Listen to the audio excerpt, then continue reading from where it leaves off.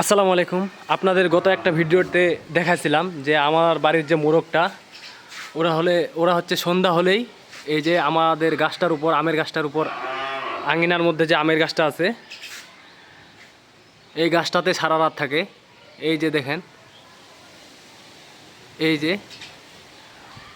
শুধু মোরগটা না, এখানে আমাদের বেশ কয়েকটা মুরগিও থাকে। এই যে দেখেন, একটা দুইটা, আর এ পাশে আছে আরও কোথায় কোথায় যে লুকাইছে, যেহেতু সন্ধ্যা হয়ে গেছে দেখা যাচ্ছে না। আর অনেক ভিডিওতে দেখাচ্ছি আমার বীর আর রূপা, আমার পাখি দুইটার নাম। এরা হচ্ছে সব সময় সারাদিন ছাড়াই থাকে, যেহেতু এখন সন্ধ্যার টাইমে এদের আমি ছাড়ে রাখি না, কারণ হচ্ছে হঠাৎ করে কখন কুকুর আসে, বিজু আসে, খাই ফেলতে পারে। এই জন্য এখন আমি এদের খাঁচার ভিতর ঢুকায় রাখছি। সারা রাত ওরা এখানেই থাকবে। যদি বৃষ্টি হয় তাহলে আমি হচ্ছে আমার খামারের ভিতরে ঢুকায় রাখি, তাছাড়া ওরা সারা রাত এখানেই থাকে। সকাল হলেই আবার ছাড়ে দিব। আর এরা মূলত হচ্ছে এই যে